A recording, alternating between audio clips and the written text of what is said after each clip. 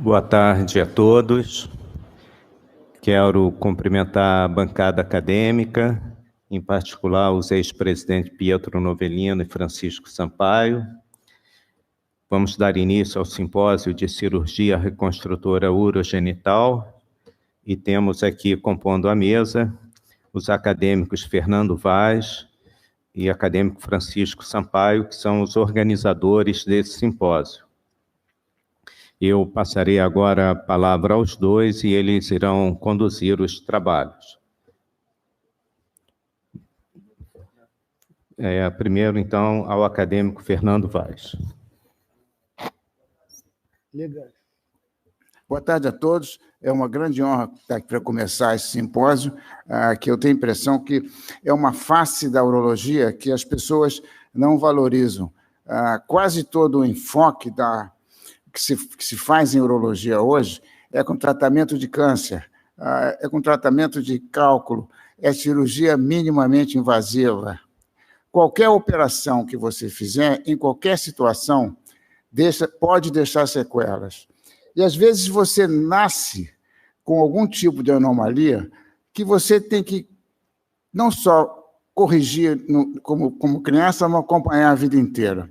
E essas coisas estão sendo menos valorizadas à medida que os doutores cada vez mais focam em tratar uma ou duas doenças com uma ou duas operações, com um ou dois métodos. E a gente acaba não focalizando a atenção no que é muito importante, ou mais importante de tudo, que é a qualidade de vida que a pessoa tem quando nasce com uma doença que pode ser corrigida ou quando tem uma doença que foi tratada e deixou uma sequela. Esse é o espírito desse simpósio, dizer que a urologia, pelo menos a urologia, como eu vejo, tem que prestar extrema atenção no restabelecimento da qualidade de vida ou em propiciar uma qualidade de vida àquela pessoa que tem o infortúnio de nascer com uma deformidade ou que adquire uma doença ao longo da vida que torna essa qualidade de vida ruim. Escolhemos alguns temas e escolhemos pessoas que são extremamente competentes no que fazem, pessoas que ditam a norma do tratamento disso, eu diria quase que no mundo, da maneira que são, e eu gostaria de agradecer ao professor Sampaio, que me convidou para participar desse simpósio com ele, e passar a palavra a ele, para ele que, como sempre, abra o simpósio com o brilho que lhe é peculiar. Obrigado, Fernando, acadêmico Fernando Vaz, querido amigo. Na realidade, o acadêmico Fernando Vaz é o mais antigo e tem a prioridade, né? E certamente, dos que eu conheço, é dos urologistas mais bem formados que existem hoje no Brasil. O acadêmico Fernando Vaz, ele vai de A a Z na urologia de adulto a criança. Isso eu escrevo em cartório. E falo isso não aqui, em todos os lugares. A formação nos Estados Unidos, na época em que quase ninguém ia, ficou 5 anos, pelo menos, foi mais de 40 vezes depois. Então, é o urologista top class. E eu tenho muita honra de ser amigo do Fernando Vaz e de ter organizado esse simpósio com ele. Ele insistiu para colocar um tema sobre pesquisa translacional em urologia. Eu falei, Fernando, eu prefiro não falar para não parecer que eu estou querendo fazer um simpósio para me enaltecer, mas eu falei, não, mas eu faço questão que você fale. Então, botei lá no finalzinho da primeira parte uma fala sobre algumas coisas, até para falar para os mais jovens o que é pesquisa translacional. Mas convidei algumas pessoas do mais alto gabarito, junto com o Fernando, né? Vou falar do Dr. Salvador Vilar Correia Lima, um querido amigo de mais de 35 anos, ex-presidente da Sociedade Brasileira de Urologia, e que há muitos e muitos anos eu chamava ele de professor Pardal. E até hoje ele continua sendo professor Pardal, porque ele inventa coisas incríveis. Inclusive, na semana passada, estava no consultório, entra uma mulher com um catéterzinho e fala assim, eu queria lhe apresentar o VilarCat. Falei, Vila Arquette? Será que isso é de Salvador? Passei um telefone, liguei para ele. Sou eu. Estava lá, Salvador, lá inventou um catéter que foi lançado semana passada. Então, vocês vão ver, certamente ele vai falar coisas incríveis. O outro palestrante, jovem, eu acho que a gente tem que dar espaço ao jovem, Alexandre Miranda, querido amigo e colaborador há muito tempo, fez mestrado, doutorado no nosso serviço, e também é quase um professor Pardal, acho que ele é um professor Pardal young. Ele está aí seguindo e inventando coisas e publicando, e vocês vão ver algumas coisas que ele faz. E o outro palestrante dessa primeira parte é o doutor José Cosifron Milfon, também querido amigo, expert em laparoscopia e robótica, e nós temos colaboração também bastante contínua, e que vai falar de coisas novas, tratamento da fístula. E depois, na segunda parte, nós vamos ter o doutor Fernando Vaz falando sobre incontinência urinária masculina, uma palestra que ele proferiu na Academia de Medicina da França, com grande sucesso e com grande brilho. Então, a gente não vai precisar ir até a França para ver isso, vamos conseguir ver aqui hoje. E depois deve estar chegando daqui a pouco o professor Miguel Cirúrgico, da USP, que vai falar um pouco mais de filosofia, e eu acho que vai ser muito útil, principalmente para os jovens, que ele vai falar sobre o médico do futuro. Então, convido o doutor Alexandre Miranda para, em 20 minutos, nos brindar sobre atualidades na doença de Peyronie.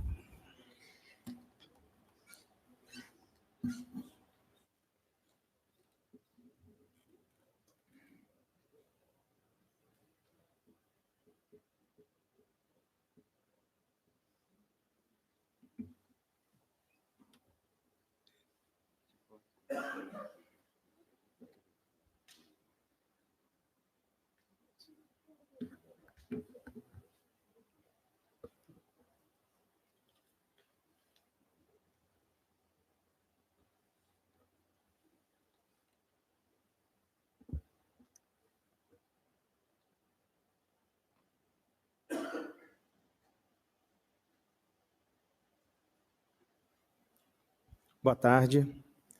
Excelentíssimo presidente em exercício, Antônio Egídio Nardi, integrantes da mesa, doutor Francisco Sampaio, doutor Fernando Vaz, organizadores do simpósio, senhores acadêmicos e senhoras acadêmicas, senhores convidados, senhoras e senhores. É com muita alegria que eu venho até essa casa. Agradeço imensamente meu eterno mestre, professor Sampaio, pelo convite, para poder falar um pouquinho para vocês sobre a pesquisa em cima da doença de Peyronie, o que a gente vem desenvolvendo aqui. Começando a falar sobre a doença, isso aqui é a entrada da Faculdade de Medicina de Montpellier, e aqui à esquerda, na entrada da faculdade, tem um busto do Peyronie, do Gigot de la Peyronie, e em 1743 ele descreveu a doença integralmente. E aqui a imagem da descrição original da doença de Peyronie, que basicamente é uma curvatura peniana adquirida. O que gera essa curvatura? Basicamente é uma perda da elasticidade do tecido em um dos lados do corpo cavernoso. Eu sempre gosto de usar esse exemplo da bola de encher, como se eu tivesse colocado um super bonder, um durex, que impede ele de distender naquele lado, e aí então essa bola tende a curvar para o lado onde não se distende. Da mesma forma, isso acontece no corpo cavernoso com depósito de colágeno e fibrose que se forma. E aí nós temos grandes deformidades acontecendo, o que sabidamente geram impactos imensos psicológicos para o doente e até para a relação do casal. Muitos casamentos acabam. E aquilo que o professor Fernando havia falado, a gente tem que também olhar não só para a doença, mas para a qualidade de vida dos nossos pacientes. Basicamente, a correção da doença de Peyronie, o Nesbitt lá atrás já falava, e existe uma disparidade entre os lados, gerando uma curvatura. Então, aqui eu tenho um lado que eu chamei de X, que é menor do que o lado Y, aqui embaixo verde, e essa diferença W é o que eu tenho ou que acrescentar no lado menor, ou que reduzir no lado maior. E aí, no caso, a redução são as plicaturas, e no caso, o aumento são os enxertos. Eu tenho que botar tecido naquele lado. E dentro quando a gente vai olhar a doença de hiperonia, uma coisa que me chama muita atenção é, primeiro, os pacientes em média, eles perdem de 2,1 a 3,2 centímetros de comprimento peniano, só com a doença. E quando você vai ver a taxa de satisfação desses doentes no pós-operatório, colocando o enxerto, 78,6% ficam incomodados com o comprimento peniano final. No Nesbitt, que você reduz o lado de outro lado, né? 86,3% ficam incomodados com o comprimento final. E quando você bota uma prótese peniana nesses pacientes, 82,1% ficam incomodados com o comprimento com resultado. Resumindo, a gente não tem nenhum resultado muito bom do ponto de vista do doente. Então, eu acho que é uma área que merece muita pesquisa. Lá atrás, eu comecei a fazer as cirurgias de enxertia, e eu olhava os atlas cirúrgicos, achava todos muito bonitos, e eu via lá que eles colocavam um enxerto que era um retângulo, que era bacana. Então, a altura do meu retângulo é esse W, que basicamente é a diferença de um lado para o outro, e aí ele faz um Y, um H, e esse enxerto entra perfeitamente corrigindo a curvatura. Só que quando eu passei para a parte prática, quando eu comecei a fazer as cirurgias, o que começou a acontecer? Eu não tinha o defeito retangular, eu tinha, na verdade, 2 rabos de peixe. Então, olha aqui o que acontecia. Eu tinha 2 rabos de peixe, aqui eu tirei um triângulo que estava aparecendo aqui, e aí eu parei e falei, caramba, eu tenho que aprender a fazer isso, eu vou ter que pesquisar o que está acontecendo. E aí eu peguei um que eu tinha em mão, que era um pedaço de tecido, uma bola de inflar de criança, e eu criei um modelo para poder testar, então, as técnicas cirúrgicas. E o que eu me deparei? Eu me deparei com várias anormalidades geométricas e mecânicas, tanto no duplo Y, que é o que se usa mais comumente no mundo, quanto no H. Isso tudo resultou numa publicação no Journal of Sexual Medicine em 2014, com análise dessas técnicas todas. E no próprio paper eu já tinha falado que uma solução possível seria você pegar esse duplo Y e retirar já um triângulo, como está aqui, que aí sim você teria um defeito retangular. E isso foi demonstrado depois, eu fiz um outro caso, mostrando então, aqui retirando o triângulo, e depois de retirar o triângulo eu coloquei o enxerto retangular, exatamente na mesma conta que se fazia com o duplo Y, e aqui a retificação peniana. Isso também virou outra publicação em 2015. Mais à frente, então eu comecei a pensar, eu tenho que tentar fazer algo melhor, essas técnicas não são boas.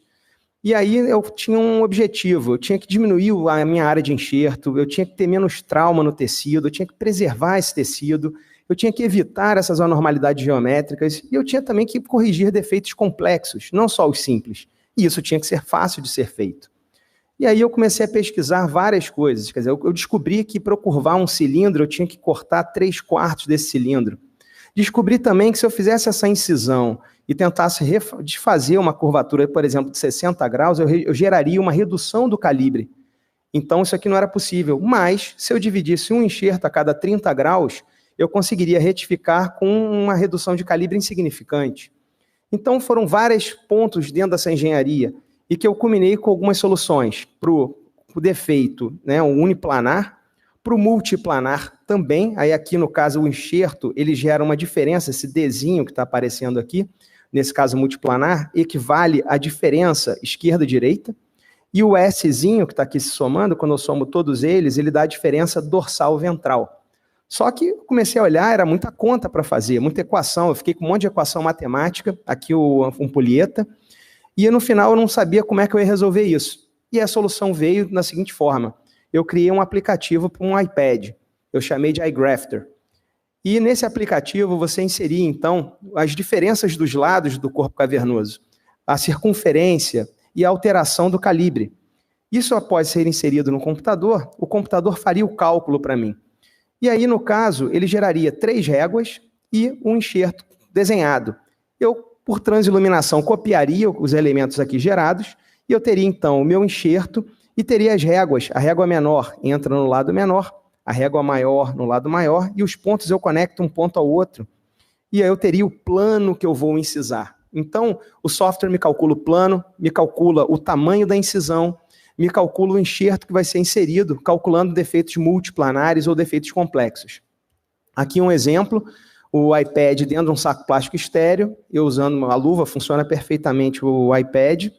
Aqui, no caso, coloquei um plástico branco semi-transparente, por transiluminação, então, eu consegui copiar os elementos que estavam na tela, e aí eu começo a marcar, então, o lado maior, marcar o lado menor com as réguas geradas, marcando aqui, no caso da face à lata, que eu estava usando na época, o enxerto que seria usado, aqui no caso 2 enxertos multiplanares, e aqui a inserção do enxerto no corpo cavernoso após a incisão do corpo cavernoso. E ele entra perfeitamente sem sobra nenhuma de tecido, porque tudo foi calculado pelo computador.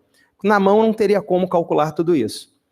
E aí, no caso aqui, sem prótese peniana, um antes e depois, um caso multiplanar, um exemplo, e isso aí gerou outra publicação, que foi publicada no Sexual Medicine em 2016. E esse ano, em abril desse ano, foi feita a publicação de um vídeo já com uma explanação sobre o uso do aplicativo para fazer a correção. Foi publicado no Video Journal of Prosthetic Urology da International Society for Sexual Medicine. E lembrando que agora, esse ano, mês que vem, eu vou lançar uma nova versão desse aplicativo, agora autoexplicável, ele escreve os ângulos, descreve tudo para quem está utilizando, é muito mais fácil, e ele vai funcionar agora no celular. Então, a segunda versão vai ser lançada mês que vem. E aí eu comecei a trabalhar também, buscando soluções para doença de hiperonia, com impressão 3D. E aí aqui, para vocês verem, é uma impressão 3D no modelo flexível, é um material flexível que eu estou usando, para simular a uretra, um pênis curvo, com corpo cavernoso, para eu poder treinar, não só treinar, como testar as soluções cirúrgicas que eu estou colocando. Então, aqui é o modelo, quando ele sai da impressão, é um modelo flexível. Aqui eu estou imprimindo já num material mais rígido a base onde esse modelo vai ser encaixado. Aí, quando ele termina de imprimir, eu tenho uma base e esse modelo encaixado, simulando a uretra, o corpo cavernoso. E aí eu posso, então, simular o duplo Y aqui, estou dando um exemplo. Eu posso incisar, eu posso fazer a enxertia. Aqui, no caso, fazendo duplo Y, como geralmente se faz, eu mostro o rabo de peixe sendo gerado. Eu retiro, então, os triângulos dos ângulos e faço a sutura depois de cortar o meu enxerto. Tudo isso feito com impressão 3D. Então, isso vem ajudar, eu também estou terminando de validar, esse modelo ainda vai ser publicado.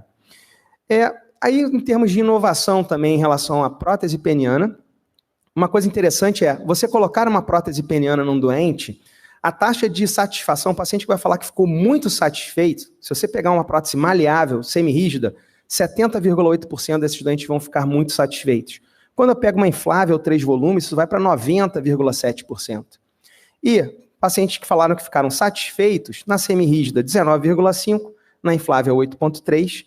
E quando eu olho o paciente que ficou insatisfeito, eu tenho com a prótese semi-rígida 9,7% e na inflável 0,8%. Lembrando que no Brasil, a maior parte das próteses que nós colocamos é semi-rígida.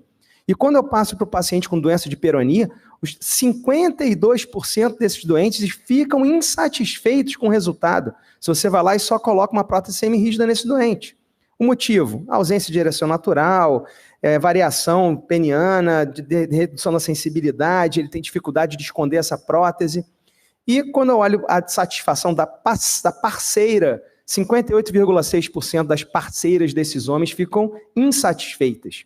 E o principal, intercurso não natural, glande fria, perda do calibre, dor durante a relação. E aí, quando eu olho, então, quando eu passo uma prótese inflável para doença de hiperonia, a taxa de insatisfação é de 21%. É melhor, mas se você pensar, é um doente a cada 5. Então, a gente não está com uma solução muito boa para esses doentes.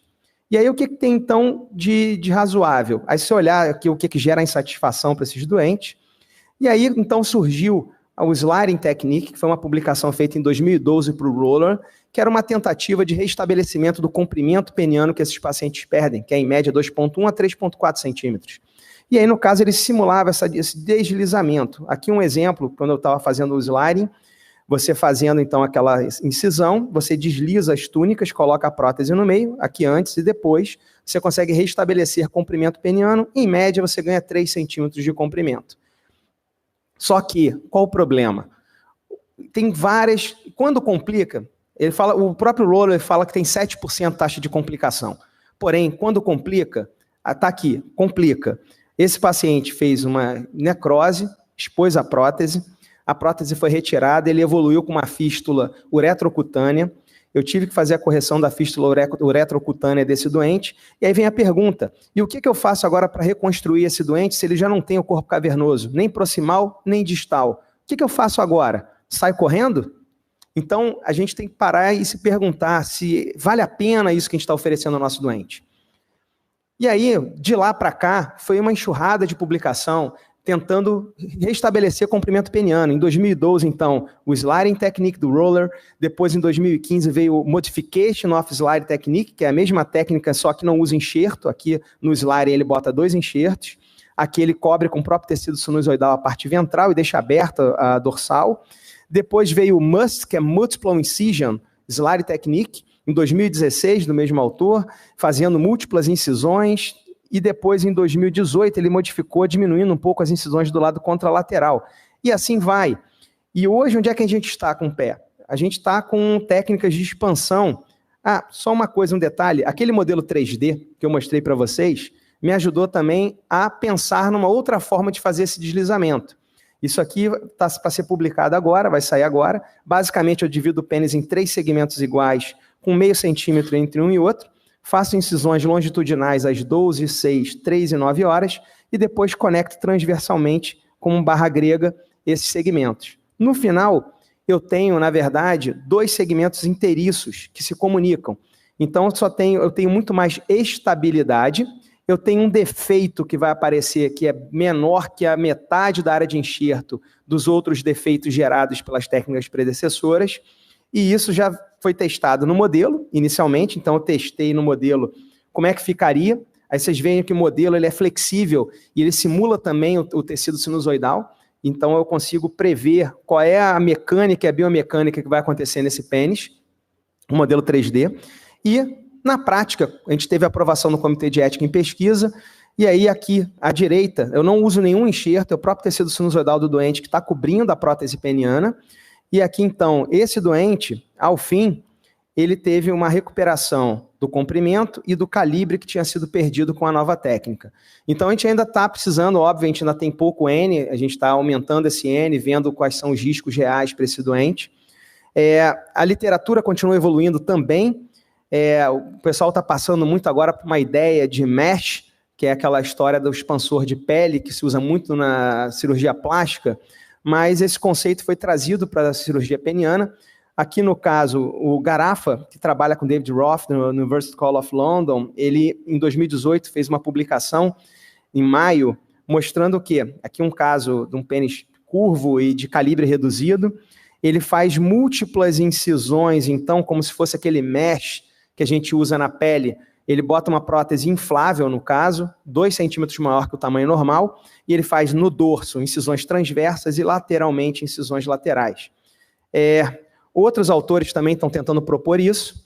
E outra novidade também para tentar fazer a reconstrução do pênis é o uso do colágeno, do fleece de colágeno, que é a folha de colágeno, no caso o Tacocil, o PIX, que entrou aí a publicação em 2017, que basicamente ele faz uma incisão no local de máxima curvatura após a inserção de uma prótese inflável e joga como se fosse um adesivo essa folha de colágeno com fatores de coagulação para poder fazer a correção. Lembrando que 20% dos pacientes tiveram uma curvatura residual e isso aí é uma coisa que vem crescendo também. Outros autores começaram a falar sobre o uso do fleece de colágeno na prótese. Aqui é um caso... Não, esse caso é basicamente isso. Eu só queria salientar uma coisa, antes do agradecimento final.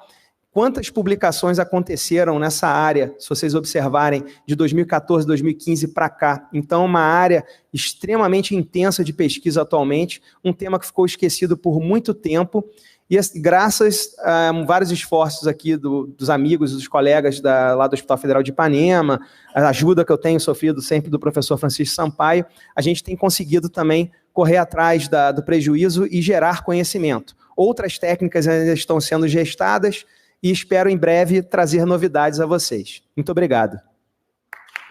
Obrigado, doutor Alexandre Miranda. Por favor, toma assento aqui do meu lado. Como eu disse para vocês, é o professor Pardal novo, né? Agora nós vamos ver o professor Pardal sênior, que é o meu querido amigo Salvador Vilar Correia Lima, professor titular da Universidade Federal de Pernambuco e um dos urologistas mais importantes do Brasil e no exterior. É um urologista de escola. Por favor, querido amigo.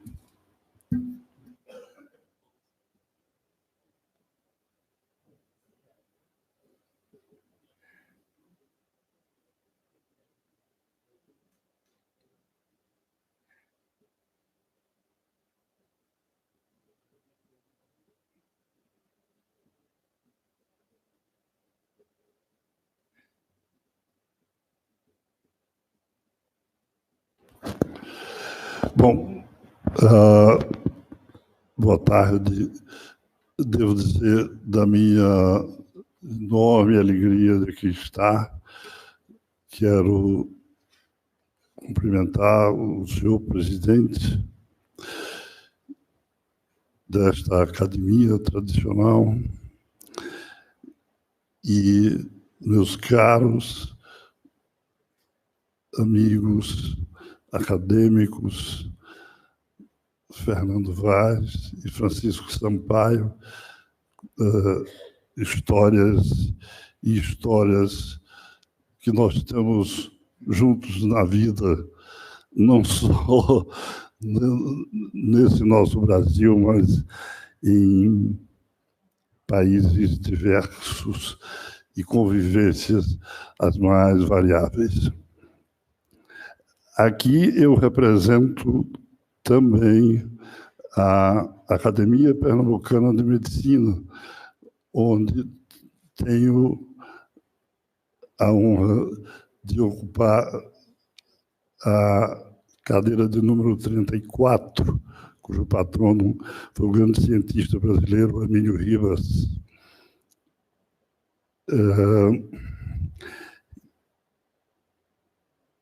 Quero cumprimentar todos os acadêmicos e acadêmicas aqui presentes e agradecer a enorme gentileza do convite de aqui participar. Eu vim falar de um assunto que não é o assunto do dia a dia dos urologistas de um modo geral.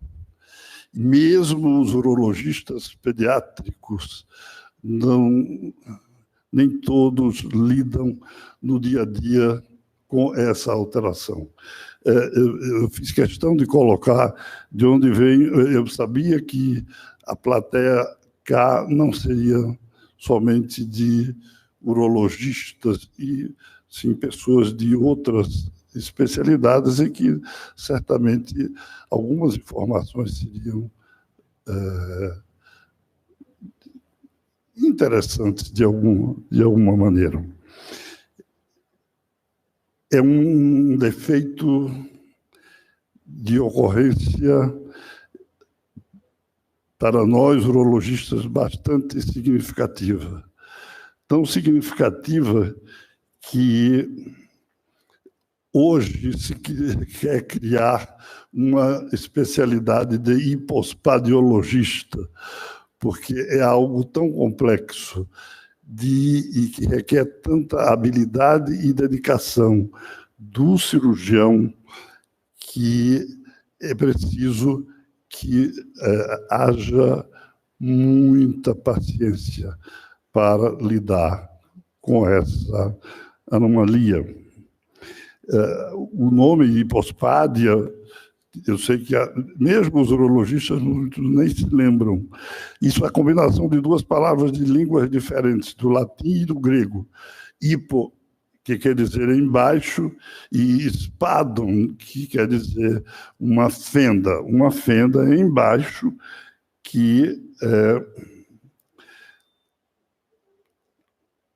pode ocorrer a diversos níveis e ocorre uma doença de natureza congênita por um erro embriológico que começa a partir da 6ª semana da gestação, quando começa a haver a diferenciação do trato geniturinário. Por aí começa Até esse tempo, o ser humano, como nós sabemos, ele tem um sexo só. Daí começa a haver diferenciação de mais ou menos testosterona, e aí se define o sexo com essas alterações. E a esse ponto, entre a 9ª e a 13ª semana, que é o final desse estímulo do hormônio masculino, é a morfogênese da uretra, e aí pode ocorrer a hipospádia nos seus diversos graus. Alterações que podem ser, a esse ponto, com essa característica, e podem ser alterações menores. Felizmente, ela ocorre em aproximadamente 0,8% a 1% dos meninos. Mas há sempre uma história de 6% a 8% dos pais afetados, 14% de irmãos. Isso está dependente de uma influência hormonal ou eventual uso de estrógenos, alterações ambientais, pesticidas e abortivos também são incriminados. 1 para 250 nascimentos, corresponde a 0,8%, 1%. É a anomalia do genital externo mais comum. Algumas vezes está ligada à criptorquidia, testículo que não desceu, hérnia inguinal, hidrocele, micropênis e condições de intersexo, algo que nós tocaremos um pouco mais na frente. Essas são as diversas posições em que a hipospádia pode ocorrer. Ela pode ir daqui da extremidade, onde, felizmente, é a maior ocorrência, até o ângulo penoescrotal, até perineal, próximo ao ânus. E essas, felizmente, são as alterações menos frequentes. Então, 70% ocorrem daqui, desse ponto, para a extremidade. 70% são do meio do pênis para a frente. E, didaticamente, essa é a classificação. Como se faz o diagnóstico, ele é clínico,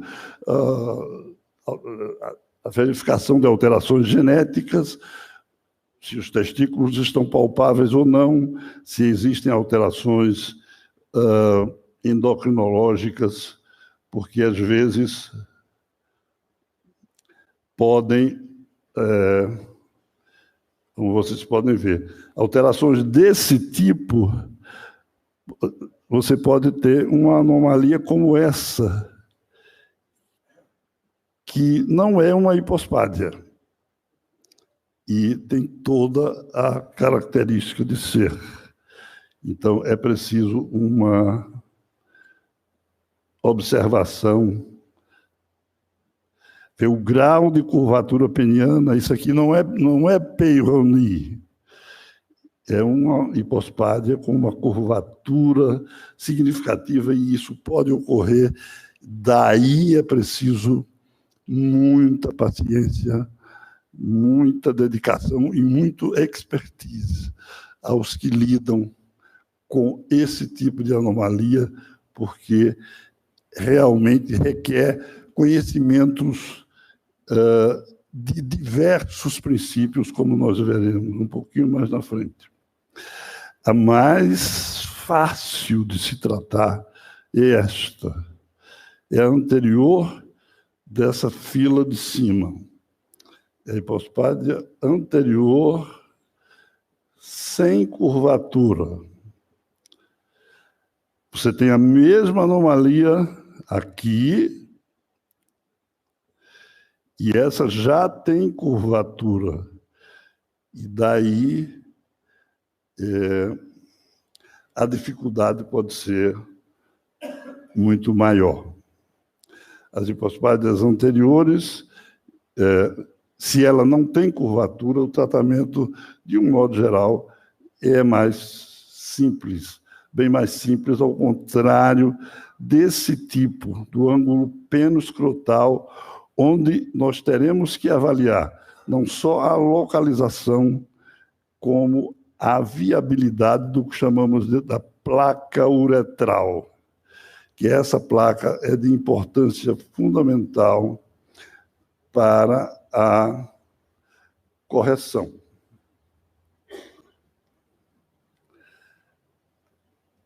Essa é a típica perineal, felizmente,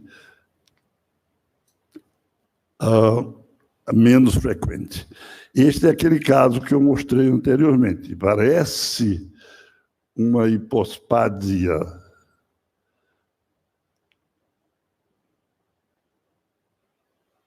Uma hipospádia, mas não é. São as desordens de diferenciação sexual, e isso é comum na hipertrofia adrenal congênita, de modo que é necessário que estejamos sempre atentos para fazer esse diagnóstico diferencial. O tratamento ele é, obviamente, cirúrgico e visa proporcionar uma função miccional e sexual normais, corrigir a curvatura.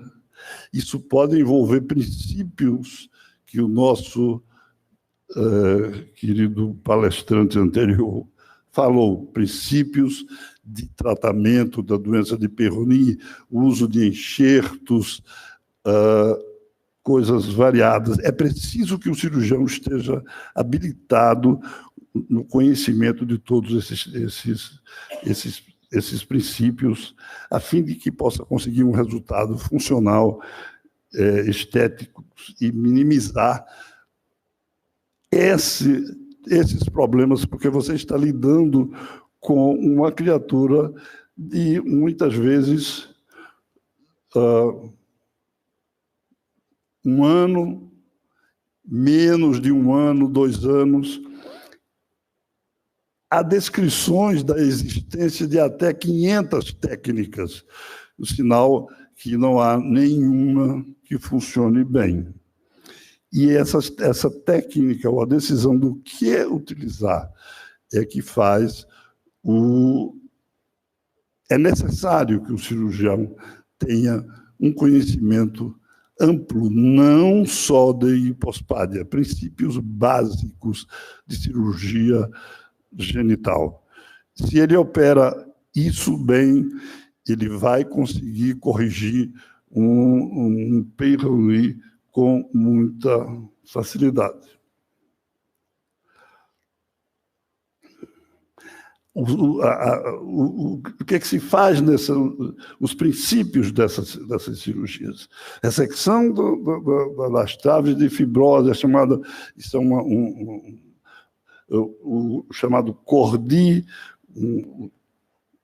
confeccionar o segmento terminal da uretra, avançar a uretra,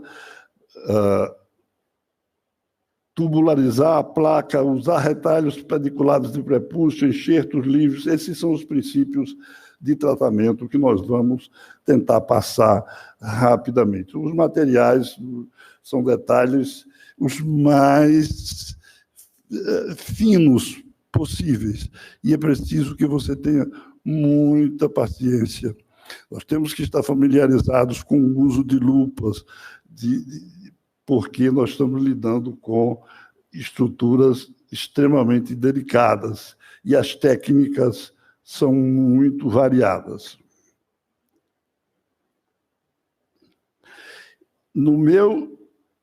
entender, e no de muita gente, não existem 200, nem 100, nem 500 técnicas. Na verdade, existem 4 ou 5 princípios que o cirurgião tem que conhecer, e daí cada um descreve uma técnica. Eu mesmo tenho uma descrita, vou mostrar para vocês já um pouquinho mais na frente, e publicada na literatura mais fina. Ao tempo que comecei a aprender hipospádia, existiam essas 2 definições. Existiam 2 cirurgiões, Byers e Dennis Brown. Eram cirurgiões gerais que definiram os princípios da cirurgia, que só se fazia em múltiplos estágios. Byers descrevia a rotação, como usar. Você tem um excesso de pele em cima e falta embaixo. Como trazer isso para baixo foi desenvolvido por Byers, e como construir a uretra embaixo depois foi pelo cirurgião inglês Sir Dennis Brown. E em estágio único. Essa é uma época, uma fase da cirurgia que começou na década de 70, que eu tive a felicidade de começar a adentrar esse ambiente e ver pela primeira vez um discípulo de Dennis Brown, Sir Innes Williams, no Hospital for Sick Children, em Londres, fazendo retalhos de Byers e construindo a uretra, colocando contas de colar para segurar os pontos no momento da tubularização. Isso evoluiu a partir deste homem aqui. A sopa, muito cirurgião, urológico, especialista, nunca ouviu falar sequer. Eu tomei conhecimento da técnica que ele descreveu em estágio único da rotação de retalho pediculado nos anos 76, 77. A partir daí, começou realmente a época dos retalhos tubularizados. E este homem, que infelizmente já se foi, Duckett, John Duckett, da Filadélfia, muita gente conheceu, desenvolveu a partir da sopa, como eu já disse, era um indiano que publicou no International Urology, uma revista de pouco impacto, mas que influenciou o mundo inteiro. Duckett desenvolveu um retalho transverso.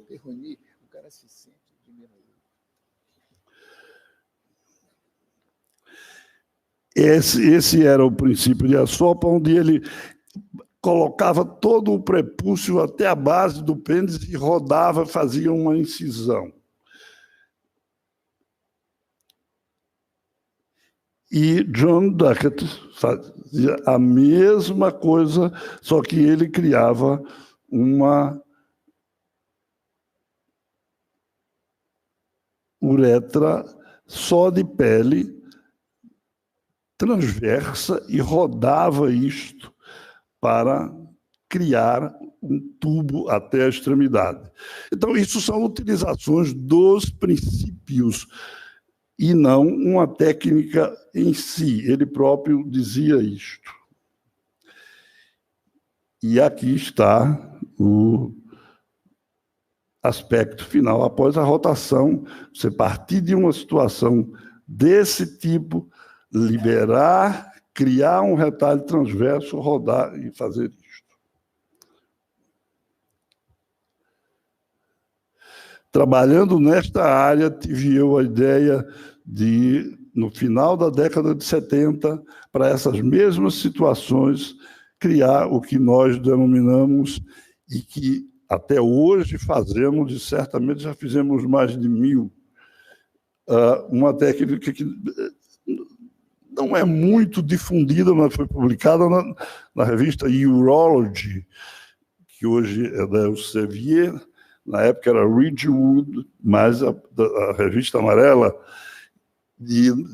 continua a ser hoje A1 da revista de maior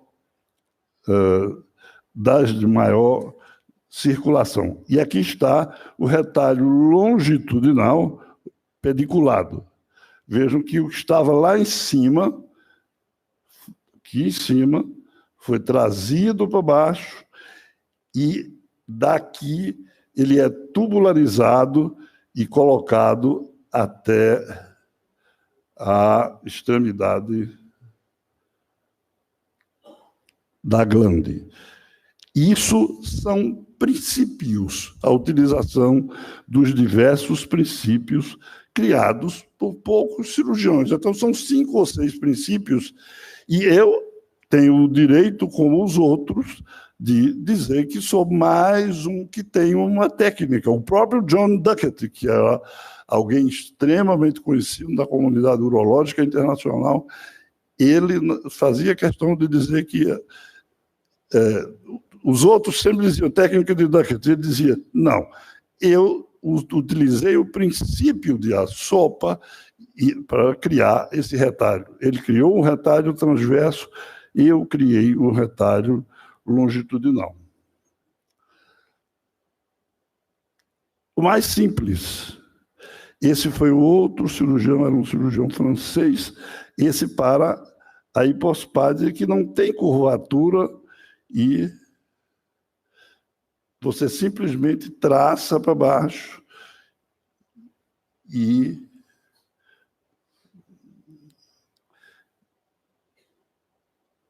utiliza ou o princípio de Byers ou de Assopa e roda ou corta o retalho. Neste momento, digamos, a moda é a técnica de de um homem chamado Warren Snodgrass.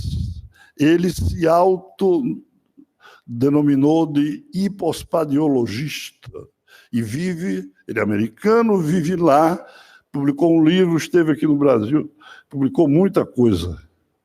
O que ele desenvolveu? Usou todos os princípios, esse TIP, quer dizer, Tubularized Incised Plate, uma placa tubularizada, e daí faz uma incisão como se for uma uretrotomia, como nós faríamos uma uretrotomia interna, sendo que aqui é externa. E esta é a técnica mais popular hoje em dia, é a associação dos diversos princípios, e ao final você usa a placa uretral, e a técnica chamou-se de TEP, de Snodgrass.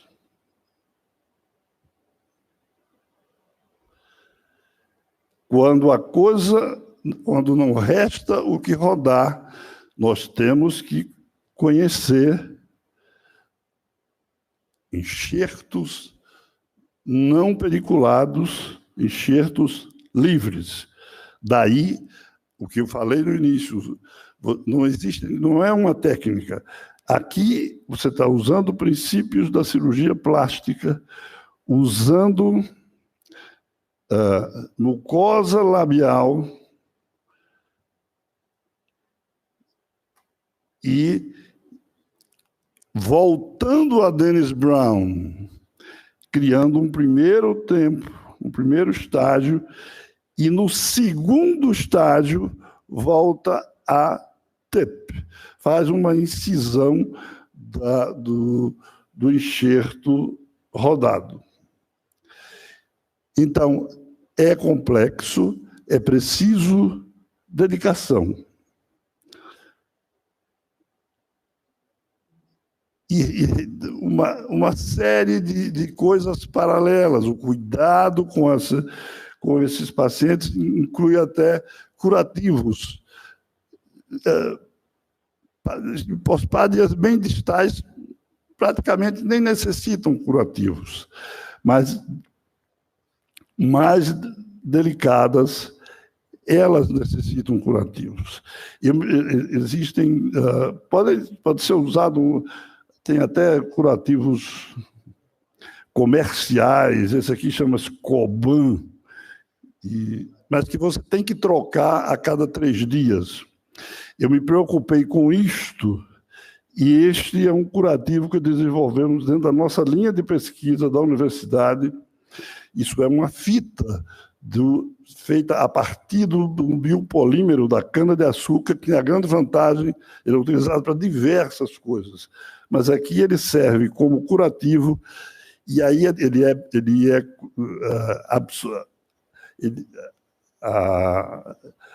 ele adere à pele, ele pode ser lavado e só é colocado uma vez e é retirado no dia que se retira a sonda, e pode... mais se lava, mais ele adere e mais impede o edema, e é algo que nós utilizamos também de rotina. De modo que temos que fazer, eu estou terminando, essas considerações finais. É preciso dedicação. Eu vou de baixo para cima. Uma boa relação com a família, com a criança, porque isso são processos traumáticos. E, sem dúvida, essa especialidade está proliferando, porque é preciso fazer muito para poder você se dedicar, obter resultados adequados. E acho que essa é a mensagem final. Eu gostaria de, mais uma vez, agradecer a honra, o prestígio de aqui estar, agradecer ao senhor presidente, em nome da minha universidade, em nome da nossa academia pernambucana, e os meus queridos amigos Francisco Sampaio e Fernando Vaz, de quem eu tenho muita alegria de conviver com durante esses, sei lá, quase meio século. Muito obrigado. Muito obrigado, professor Salvador Vilar. Vocês perceberam experiência monstra em tratamento de pós-pádia com todas as técnicas possíveis. Uma cirurgia difícil, complexa. Professor Salvador, por favor, vem tomar assento na mesa. Agora eu convido nosso querido amigo, professor José Milfon, para nos falar de fístulas urinárias do bisturi ao robô. Combinei com o acadêmico Fernando Vaz que, ao final das apresentações, então, nós vamos fazer a discussão.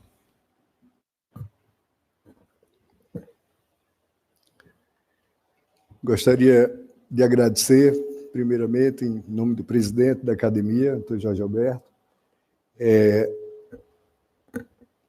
do doutor Fernando Vaz, de quem tive a honra de ser aluno, e uma das pessoas urologistas mais admiráveis desse país, ao professor Sampaio, um dos maiores cientistas urológicos desse país, respeitado internacionalmente e por quem tenho uma grande estima. Senhores palestrantes, senhores acadêmicos, em particular o meu amigo Paulo Couto, que eu estou vendo ali, o doutor Gester, é uma honra estar aqui nesse momento. A professora Selma, que liberou a minha filha da aula para vir assistir aqui essa palestra, muito obrigado. À minha equipe e aos colegas urologistas aqui presentes e de outras especialidades. Muito obrigado. É uma grande honra, realmente, estar aqui. O tema que vou abordar é um tema que traz muitos conflitos. Você tem, de um lado, como o professor Fernando falou, uma paciente que foi corrigir um problema ou ter um parto e sai com um problema maior do que o que ela entrou. Então, isso é angustiante para todos, e no meio disso nós temos a paciente, o urologista e o ginecologista. A incidência anual de fístula, nós vamos abordar basicamente as fístulas urogenitais de causas obstétricas e ginecológicas. Tem uma incidência anual em torno de 50 mil a 100 mil. E existem milhares de pacientes com fístulas não operadas pelo mundo, porque se adaptaram ou porque não têm acesso ao sistema de saúde.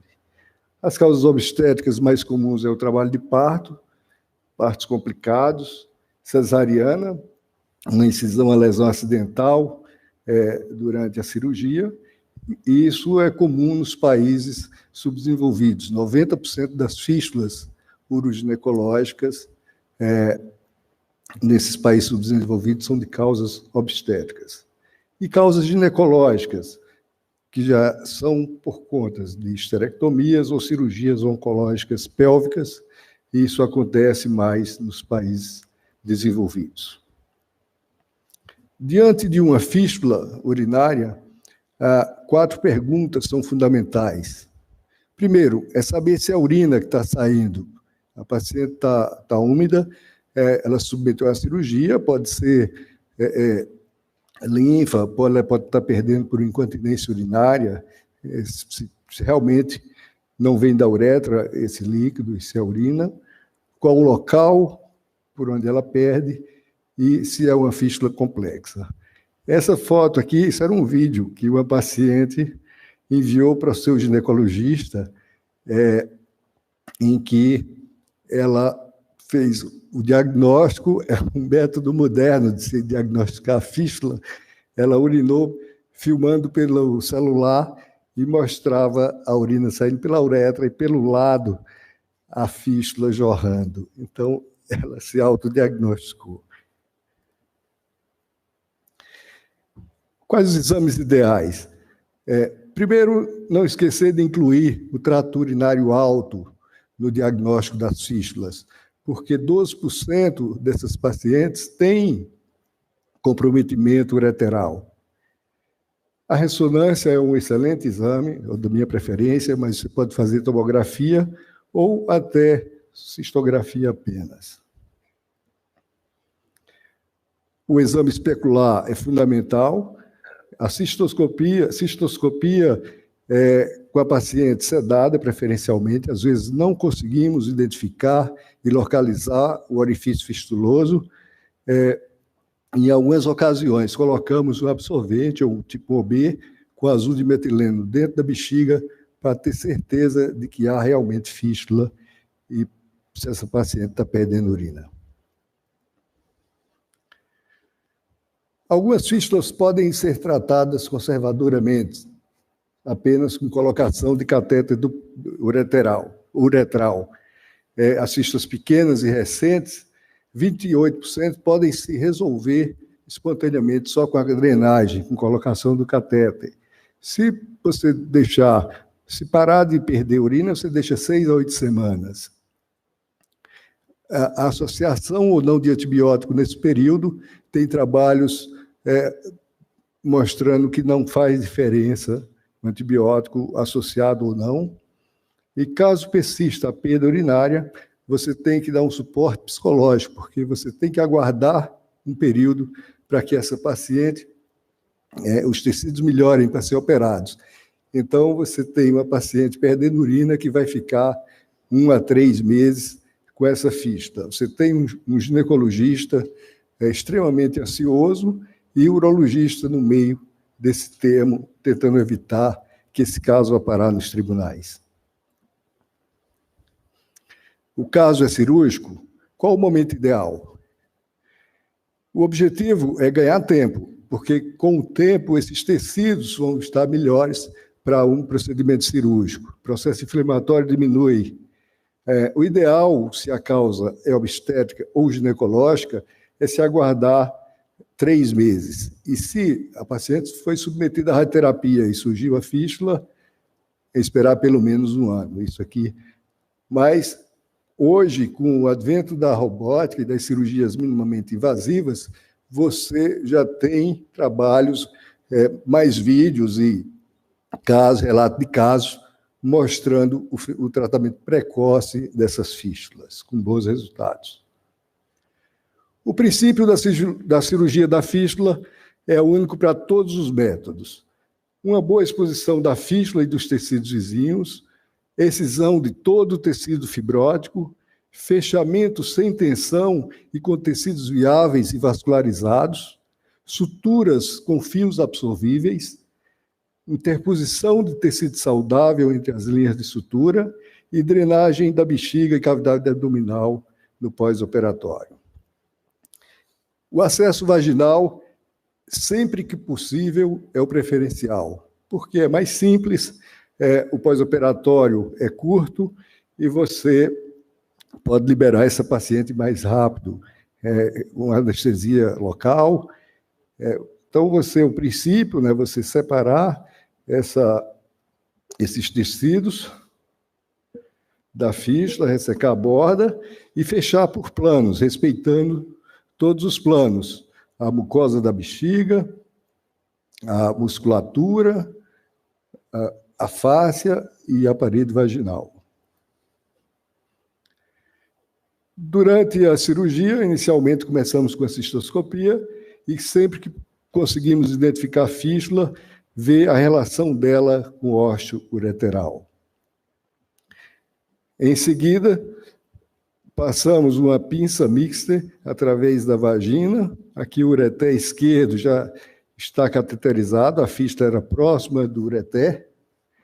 Então, passamos o mixter assim, e pelo cistoscópio colocamos um catéter que vai até a vagina.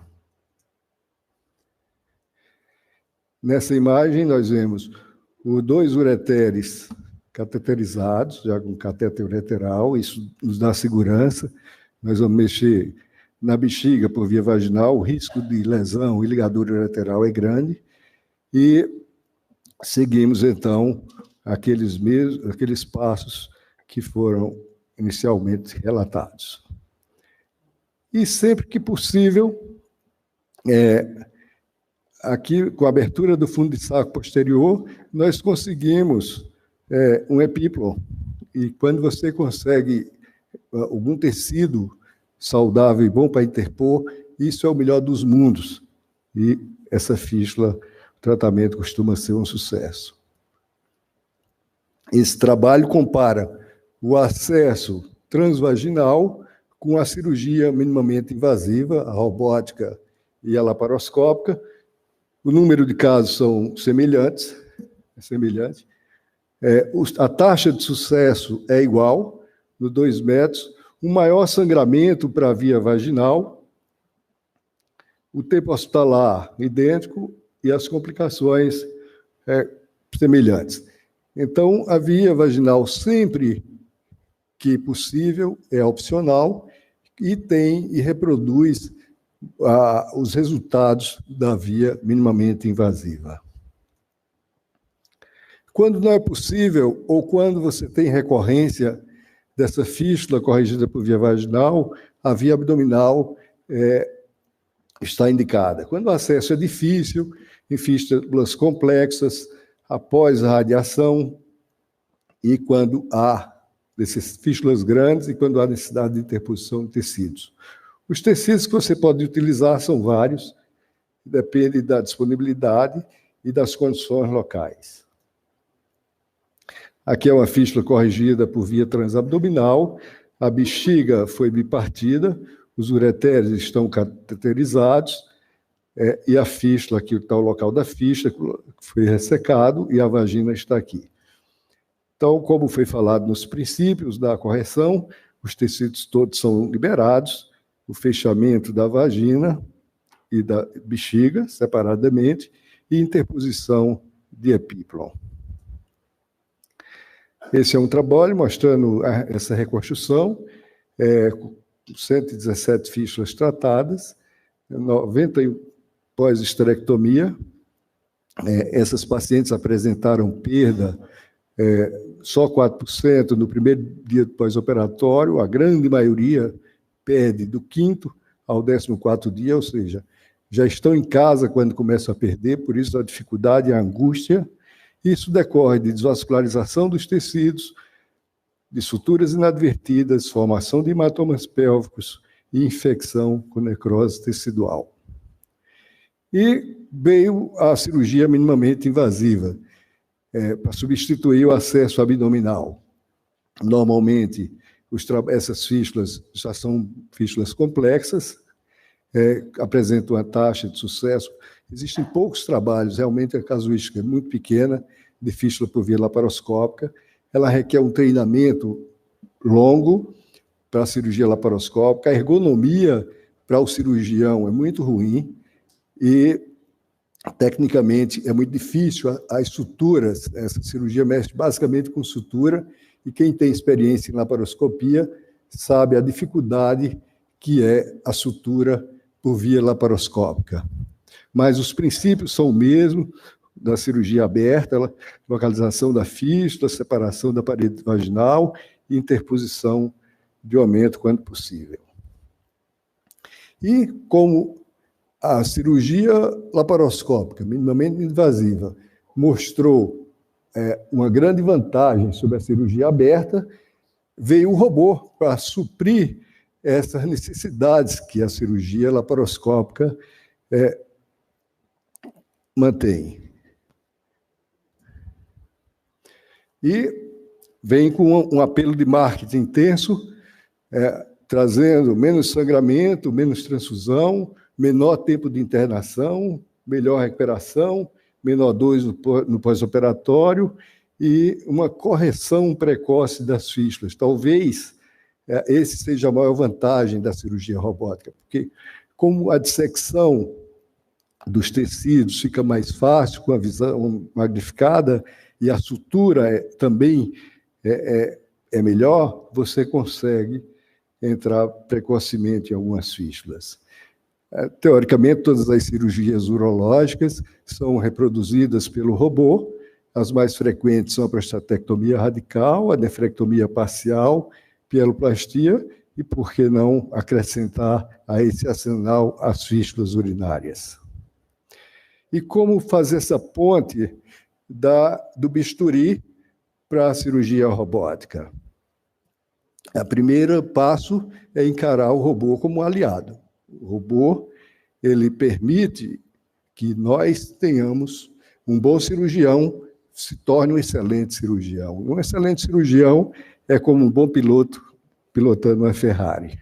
Então, não ter resistência ao método, aceitar que o robô é uma mão amiga na cirurgia.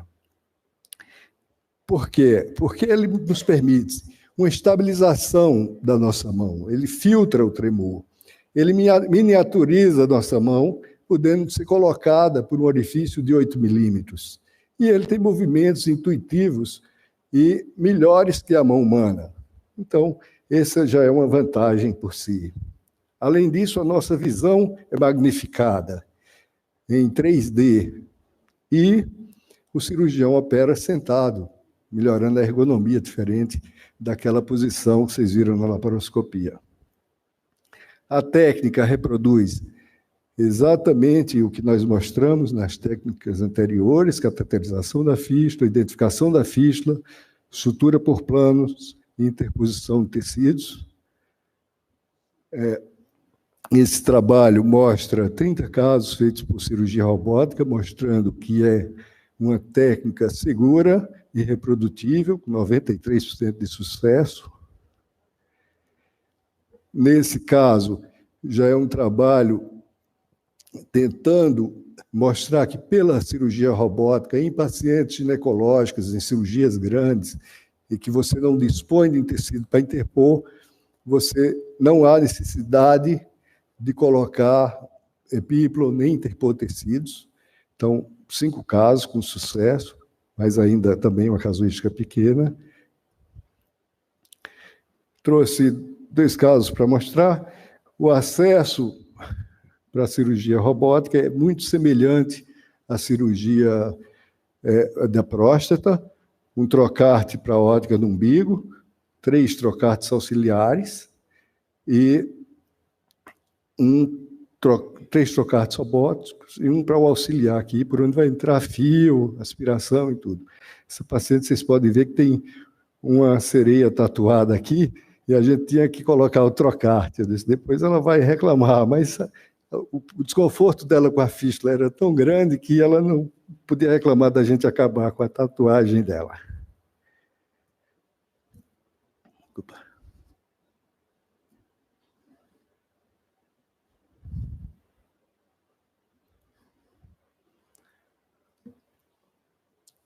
Então, fizemos o acesso, iniciamos no fundo de saco posterior, a paciente está em posição de litotomia forçada, com Trendelenburg, e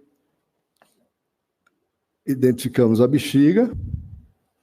Como vocês podem ver, os ureteres já estão cateterizados previamente, e a bexiga com a sonda.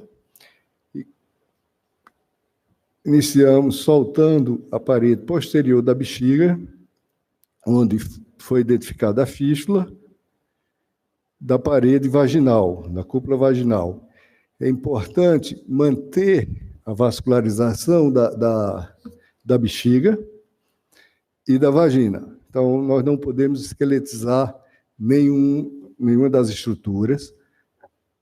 Os princípios todos da cirurgia de fístula são mantidos, liberar todos os tecidos para que a sutura seja feita sem tensão. Essa paciente havia submetido, como foi mostrado no slide anterior, a uma esterectomia laparoscópica. Começou a perder urina no 5º dia pós-operatório e foi operada 3 meses depois. Então, você tem que liberar todas as estruturas sem tensão. Aqui abaixo você tem a parede da bexiga, ou da vagina, a parede anterior da vagina. E aqui na frente da bexiga, vocês podem ver o orifício fistuloso na bexiga, e que deve ser ressecado, para que você tenha tecidos viáveis para a sutura e vascularizados.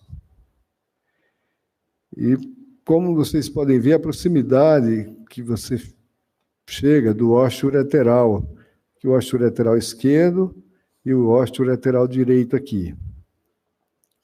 Então, uma vez ressecada e separados os planos, procedemos à sutura da bexiga. É importante que a sutura, o nó inicial fique para fora, então você entra fora, dentro, dentro, fora, e sempre inicia próximo dos ureteres, como é na cirurgia aberta e laparoscópica, vindo em direção à cúpula da bexiga. O fio utilizado é o Veloc, que é um fio escamado e absorvível. É importante utilizar fio absorvível. A bexiga, então, é fechada.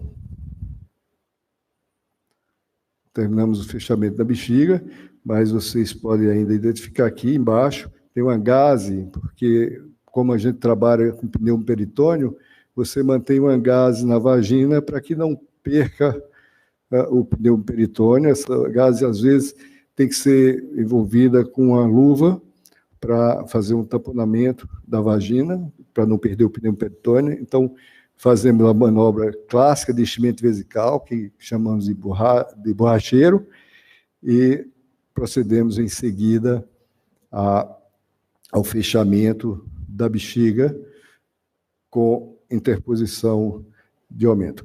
Para não ficar monótono, eu vou mostrar outro vídeo, que foi uma abordagem precoce, que aí vocês veem esse plano melhor. Esse é o resultado final. A paciente, aqui a sereiazinha dela ficou preservada, o aspecto final. O catéter, ela teve alta no 2º dia pós-operatório, o catéter retirado com 7 dias, o vesical e o duplo J com 30 dias. Esse segundo caso é um caso de cirurgia, uma paciente com 52 anos. Ela havia feito uma esterectomia vaginal e surgiu com fístula no 7º dia pós-operatório. Estava muito angustiada e nós resolvemos fazer uma correção precoce, com 1 mês de cirurgia. E, para surpresa nossa, os tecidos não estavam tão ruins. A fístula está cateterizada, a bexiga está para cá, é aqui a vagina. Mantemos os mesmos cuidados de separar as estruturas. O tecido aqui estava melhor do que na fístula que foi corrigida 3 meses depois.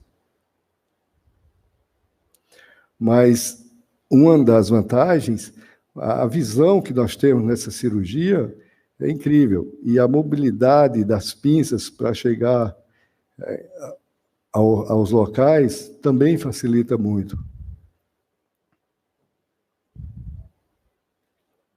Esse é um filme um pouco mais rápido.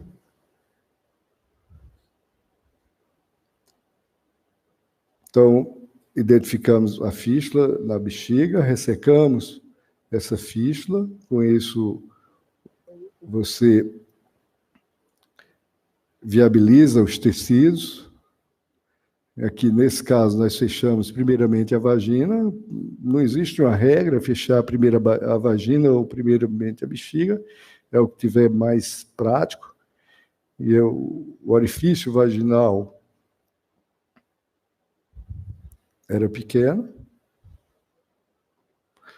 Tem mais um orifício ali para frente.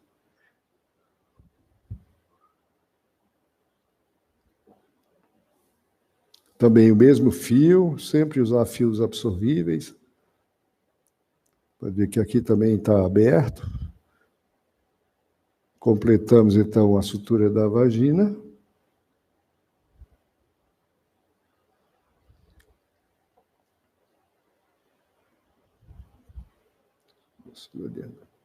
E agora passamos a sutura da bexiga. Nesse caso, os ossos estão mais distantes e foi possível um fechamento com mais segurança.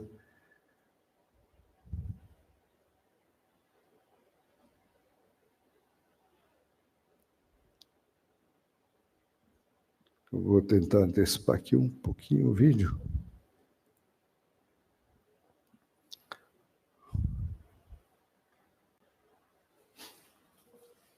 Aqui completando o fechamento da bexiga. Vocês podem ver como fica hermético. Aqui um teste de enchimento vesical. A gente vê que não vaza. E a bexiga, tem um terceiro braço aqui levantando a bexiga para que a gente tenha acesso ao fundo de saco. Esse é o terceiro braço do robô. E aqui, nesse caso, eu vou mostrar a interposição do epíplon. Passamos um ponto na cúpula vaginal e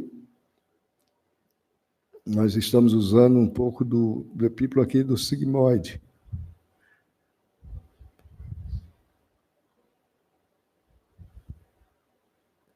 Ela tinha uma aderência já nesse local, que foi liberada antes, e esse mesmo tecido foi usado para interpor.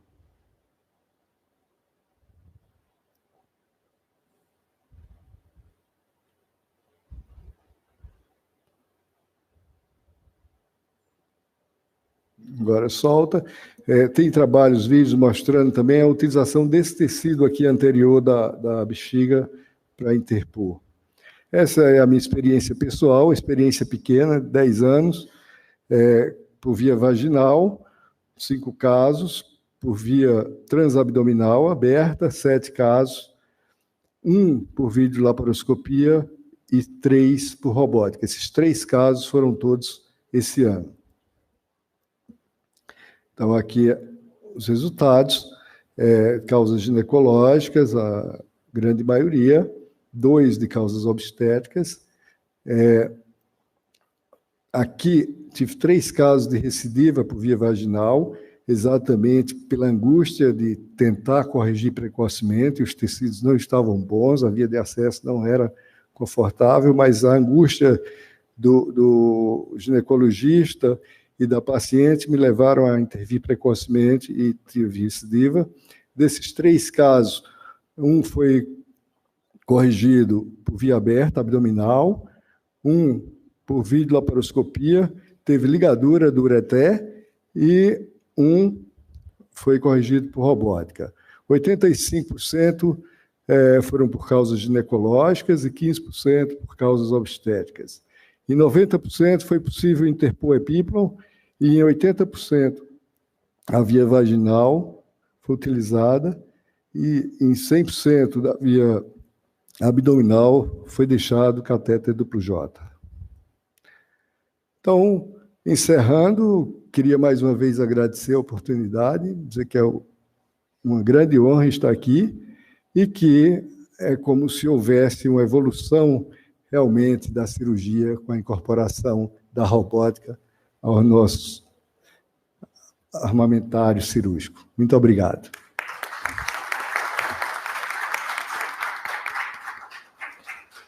Simpósio como esse, você não pode deixar de fora o futuro. O futuro está sentado aqui ao meu lado, é o professor Francisco Sampaio, que vai falar do que ele faz, do que ele pesquisa e do que vai acontecer mais na frente. O professor Sampaio dispensa qualquer apresentação nessa academia.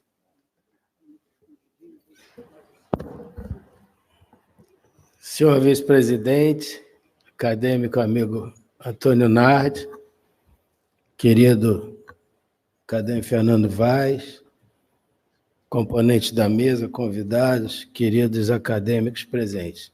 Quando o Fernando começou a montar esse simpósio comigo, eu falei que não queria participar, de falar, mas ele falou, não, eu quero que você mostre alguma coisa de cirurgia translacional para que os alunos, principalmente, entendam o que é isso. Na realidade, nós já vimos aqui, com os outros palestrantes, o que é. Mas vamos falar um pouquinho do que nós temos feito nos últimos 35 anos, 37 anos. Na época se falava em pesquisa aplicada. Hoje a gente fala em pesquisa translacional. É um nome mais bonito para a mesma coisa que a gente sempre fez. Mas quando a gente fala em pesquisa, acho que a gente pode falar, principalmente para os alunos, numa referência teórica.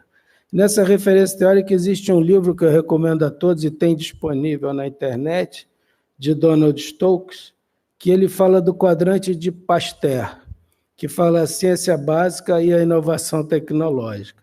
E no eixo Y, ele mostra a relevância do conhecimento sem pensar numa aplicação imediata. E no eixo X, a relevância para uma aplicação imediata.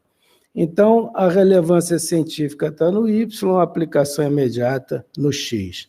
Um exemplo clássico é Bohr na pesquisa pura, Thomas Edison na pesquisa de invenção, mais relevância imediata, Pasteur na pesquisa aplicada e Ruestab, que era um observador de pássaros, na pesquisa apenas por pesquisar, o sujeito que olha, examina pássaros, descobre uma nova espécie, tem uma coleção de selos, descobre um selo novo, ele não se importa com a relevância disso.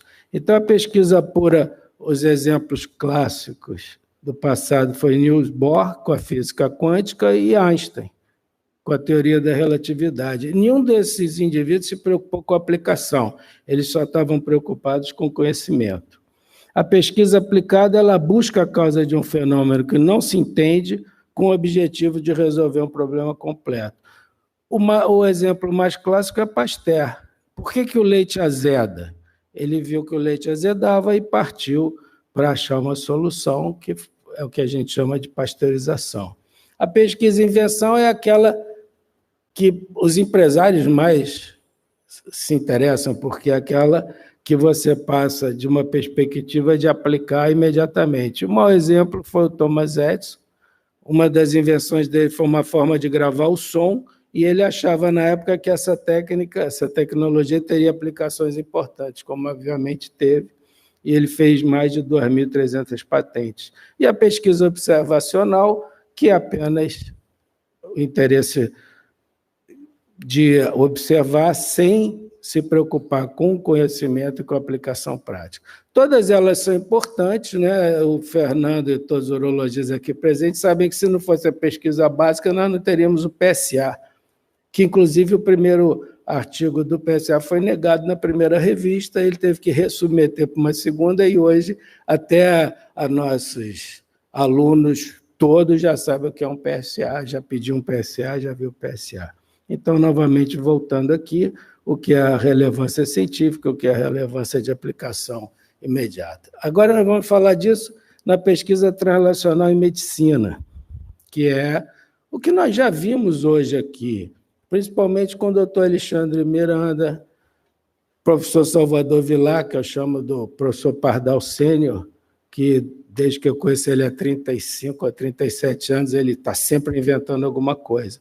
E quando a gente fala pesquisa translacional, na realidade, a gente está fazendo uma tradução literal de translational research, do americano, que em inglês o translate quer dizer traduzir. Então, o que a gente quer fazer nessa pesquisa é traduzir a pesquisa biológica numa prática clínica, numa possibilidade de ajudar o paciente.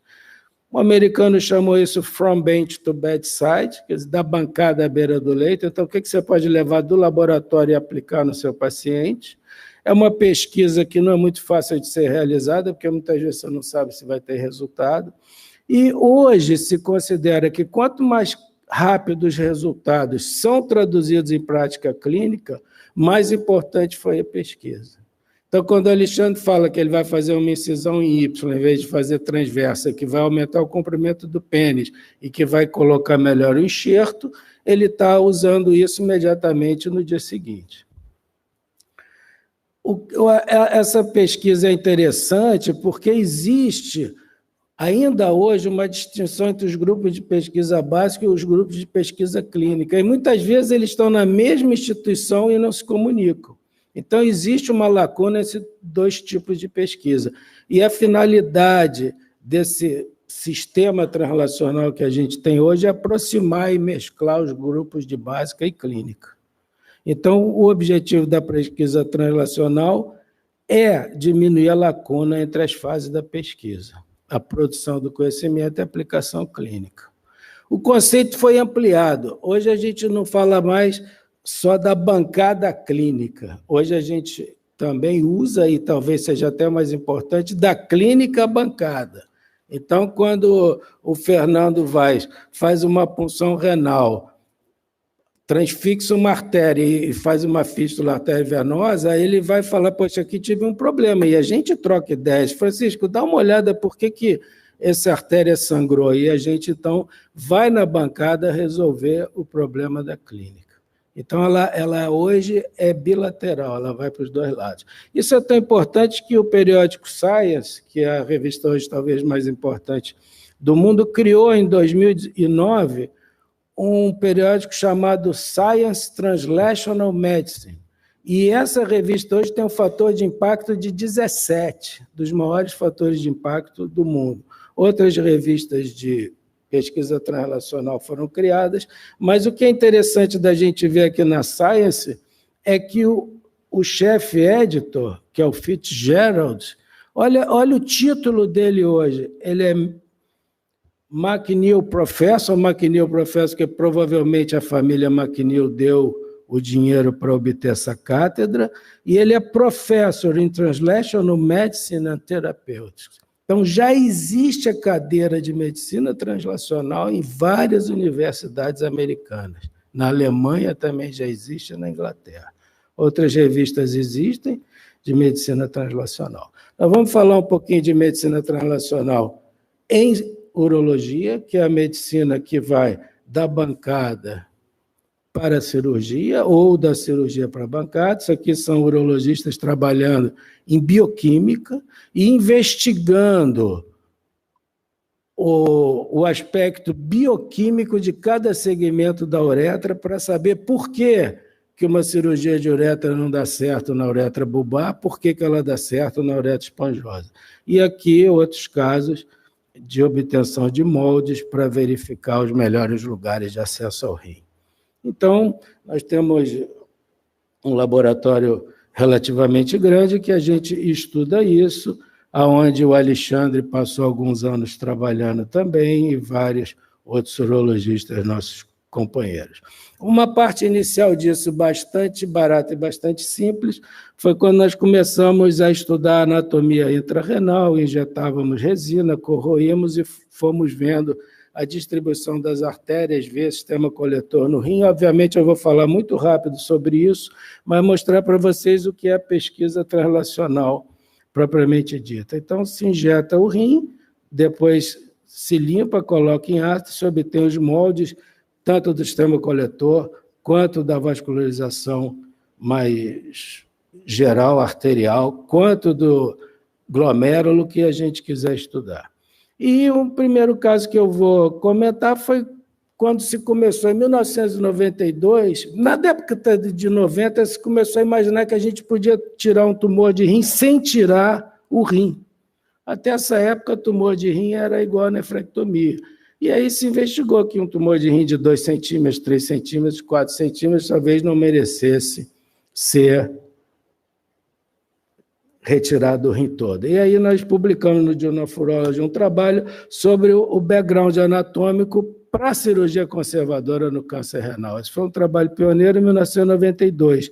E aí nós mostramos, por exemplo, que na cirurgia do polo superior é uma cirurgia mais complexa, onde nós temos 86% dos casos 2 artérias anteriores e uma artéria posterior cruzando esse polo. Além disso, a artéria retropiélica, que eu estava comentando com o nosso querido Omar e o nosso Maurício Nunes Ibrahim, essa artéria retropiélica cruza o infundíbulo superior em quase 60% dos rins. Isso significa, se o indivíduo cortar nessa região para tirar o tumor com uma parte de parênquima normal, ele pode lesar essa artéria.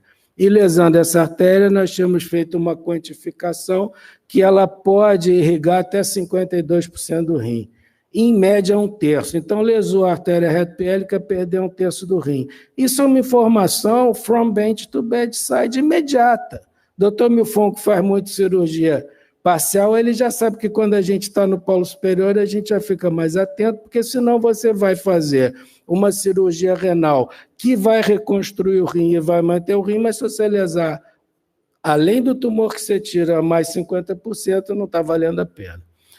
Já no polo inferior, a nefrectomia é muito mais simples. A gente sabe quando a gente tem um doente com polo inferior, eu já falo para o Milfon, esse aqui é uma mão com açúcar, porque a gente sabe que a artéria segmentar inferior ela irriga a parte anterior do rim, a artéria retropiélica posterior, mas se você tirar essa substância, você não vai desvascularizar nada. Então, é uma cirurgia muito mais simples. O polo superior é uma cirurgia complexa, o polo inferior é uma cirurgia simples. Além disso, a artéria do segmento inferior, ele irriga tanto a parte da frente quanto de trás. Então, é só cortar isso aqui, fazer hemostasia e o rim está preservado. Essa é outra informação que vai imediatamente para o cirurgião no dia seguinte que ele lê o artigo, ele começa a utilizar. E isso é pesquisa translacional. E por isso esses trabalhos são aceitos nas revistas de grande impacto.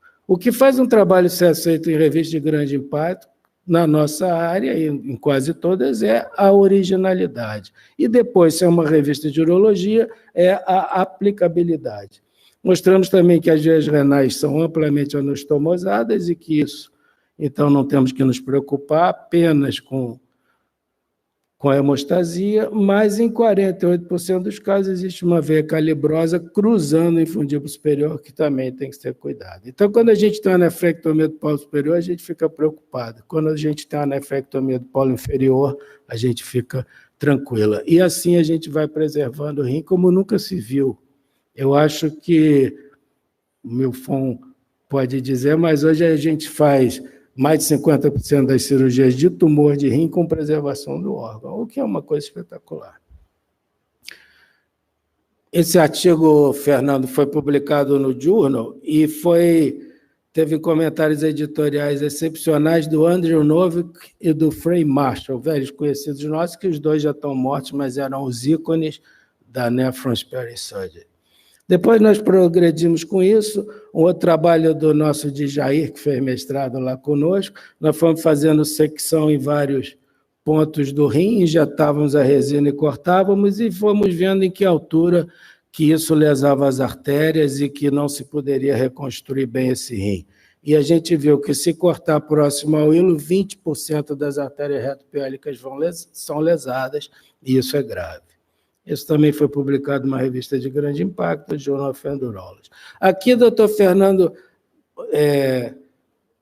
me estimulou a mostrar também que era um trabalho sobre acesso renal. A gente via todos os livros de endurologia na década de 80, quando começou a endurologia, mostrando que os acessos deviam ser pelo infundíbulo do cálice, porque aqui não existiam vasos, principalmente no cálice inferior, como nós estamos vendo aqui. Mas, entretanto, começaram a aparecer vários casos de fístulas arteriovenosas graves. E um grande endurologista, Castaneda Zúñiga, ele trabalhava em Minnesota, na época ele foi fazer uma nefrostomia percutânea para salvar um doente em sepse, puncionou essa artéria, e o doente que era grave ficou gravíssimo. E aí ele entrou em contato comigo e nós começamos a estudar isso e verificamos que realmente a punção aqui no polo inferior ela é segura, mas só em 62% dos casos, porque em 38% você vai achar uma artéria aqui.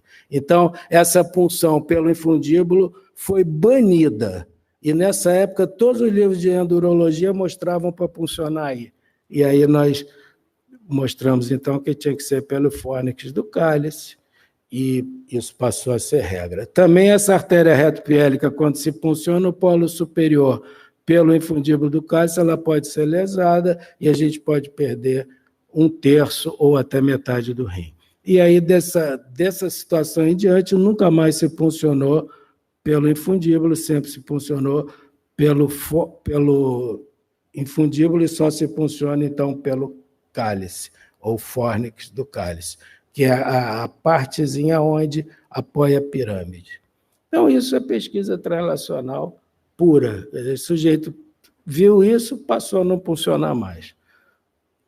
Esse artigo foi a tese de mestrado do Dr. Zanier, que era o maior puncionador de rim na época, que foi me orientando na ocasião. Outro assunto interessante aí é congênito, a maioria das vezes, né, Salvador? Que é o nosso uropediatra de plantão, é a estenose da junção ureteropélvica, que pode ser intrínseca, mas que é citado que, com muita frequência, ela tem uma etiologia de um vaso que atravessa o ureter superior e provoca a estenose. Nós fomos estudar isso e verificamos que 65% dos rins tem um vaso cruzando aí. Portanto, isso não é anômalo, isso é o normal. O que acontece é que, quando existe a estenose, essa pelve renal aumentada, ela faz um balão por sobre essa artéria e a gente acha que é a artéria que está causando isso, mas na realidade não é. O que está causando isso é um defeito do ureter. Então não adianta cortar a artéria ou fazer transposição. O que você tem que tratar é a estenose. Então isso também mudou o conceito, porque se você tem 65% dos casos, obviamente não é anômalo. E verificamos que só em 1/3 dos casos não tem uma artéria cruzando a junção ureteropélvica. Se só em 1/3 dos casos, quer dizer, é mais raro não cruzar do que cruzar. É mais raro cruzar do que não cruzar. Outra coisa que se passou a usar, hoje está se usando menos, mas é tratar essa estenose congênita da junção ureteropélvica através de uma punção intrarrenal e cortar essa estenose e botar um stent. Nós fizemos muito isso e se dizia que a parte posterior da junção ureteropélvica era livre de vasos, então você podia entrar ali, cortar para trás profundamente até a gordura e colocar um stent. Só que começamos a ter vários acidentes, de tal maneira que o Dr. Ralph Kleiman, da Universidade de Minnesota também na época, ele idealizou um catéter para fazer isso às cegas e teve 20% de doentes chocados na sala precisando de transfusão de sangue. Isso botou ele quase maluco, porque ele tinha, inclusive, a patente do catéter. E eu me dava com ele, aí fui estudar isso e falei, olha, você não pode cortar aqui, porque em 6,5% dos casos cruza uma artéria aqui atrás. Então, você tem 6,5% de chance de cortar a artéria. E mais 20%, você tem uma artéria a 1,5 centímetro. E para cuidar da estenose, a gente tem que cortar 1,5 centímetro para cima e 1,5 centímetro para baixo. Então, você tem 26% de chance de cortar um vaso calibroso se seu dente chocar na sala. E aí ele parou de fazer isso e passou a cortar apenas lateral. Isso ele falou sobre isso no mundo todo, publicava meus slides, porque como ele era o detentor da patente, além de ser um grande urologista, tinha interesse financeiro também. E quando ele parou de lesar as artérias, o catéter Acusize passou a ser vendido amplamente, ele ficou meu amicíssimo. Então, isso é o típico do bench for bedside. Para de cortar isso, senão você vai ter hemorragia grave. E aí, outras coisas sobre acesso. Essa história é longa, começou em 1983, nós publicamos o primeiro trabalho de pesquisa translacional no Jornal do Urologia em Paris e seguimos publicando até 2019, 2016. Eu tinha posto do Alexandre, que foi uma aula que eu dei um tempo, mas agora tive que atualizar. Ontem saiu um trabalho em criança, em feto, com síndrome de Prunibelli e os defeitos do crescimento testicular, e há 2 meses saiu o trabalho de antioxidantes para proteção do rim no clampeamento para nefrectomia parcial. Isso gerou publicações internacionais, foi um livro de 1993, com toda uma parte de pesquisa intrarrenal. Depois nós publicamos livro no Brasil, que eu distribuí para os alunos hoje, a Cláudia lembrou que nós ainda tínhamos, e várias vezes esses trabalhos foram capa de jornais clínicos de grande circulação, mostrando que essa pesquisa tem grande interesse. Trabalhamos também muito com pesquisa translacional em urologia pediátrica, nós temos um livrinho sobre isso que eu consegui só 4 hoje para dar para os alunos, mas talvez hoje, devido à nossa desgraça do nosso país, pela mortalidade perinatal, eu acho que nós temos a maior coleção de fetos do mundo estudadas em relação ao sistema urinário. Provavelmente, no meu conhecimento, hoje nós temos mais de 1.400 fetos estudados, testículo, rim, bexiga, próstata, etc. Então, nós estudamos muito, eu vou falar rapidamente em homenagem aqui ao Fernando, que operou muito isso, migração testicular em fetos humanos com criptorquidia.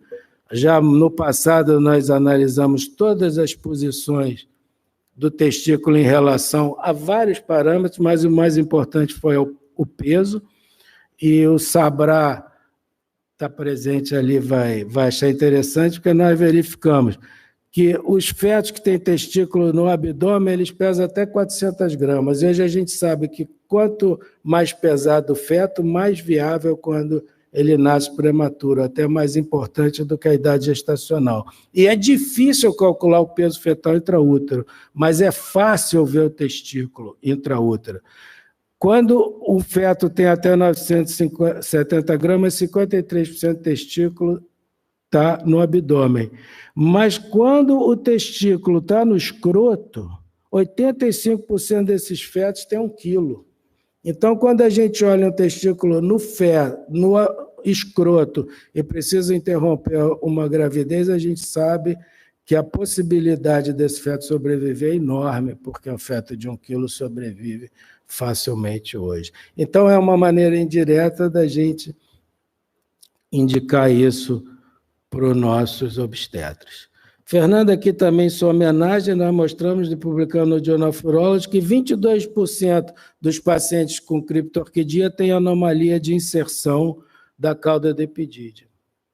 Então, essa provavelmente é uma das causas importantes, porque o gubernáculo não agarra no epidídimo, o gubernáculo puxa o epidídimo e o testículo para o escroto, e quando isso aqui não está aderido, ele fica no canal inguinal, no abdômen. Então, essa é a causa de criptorquidia. Analisamos também fetos anencéfalos, em função da nossa tragédia, nós temos uma coleção grande, e hoje é uma coisa que se usa muito, porque o feto anencéfalo é permitido interromper a gestação. Então, nós vamos estudando vários órgãos do sistema urinário no feto anencéfalo e estudamos a fibra elástica no pênis e na uretra e verificamos que não tem alteração significativa, que é muito semelhante ao tecido normal e que ele, então, pode ser usado como um tecido doador para as cirurgias de uretra. Então, você pode interromper a gestação, pegar esse feto com tecido viável e usar para os seus pacientes. Isso foi muito bem aceito também, publicamos numa das maiores revistas, que é o Journal of Sexual Medicine. Outra coisa interessante, também falando de um pouco de pediatria, é sobre fimose, né? A fimose a gente pode operar ou pode tratar com pomada, e nós então tratamos com betametasona e hialuronidase, os pacientes, e fizemos microscopia eletrônica nos pacientes que nós operamos sem usar a pomada e que nós operamos usando a pomada, e verificamos que existe um desarranjo muito grande das fibras colágenas e reticulares, e é isso que permite que a fimose seja resolvida sem cirurgia.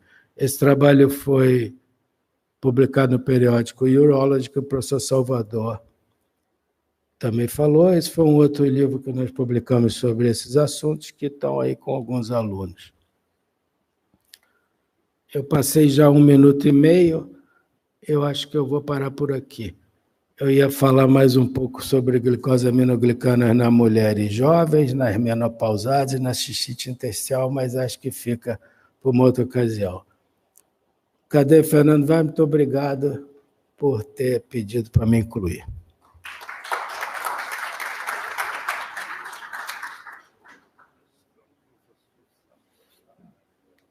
Queria fazer um pequeno resumo do que eu entendi dessa sessão.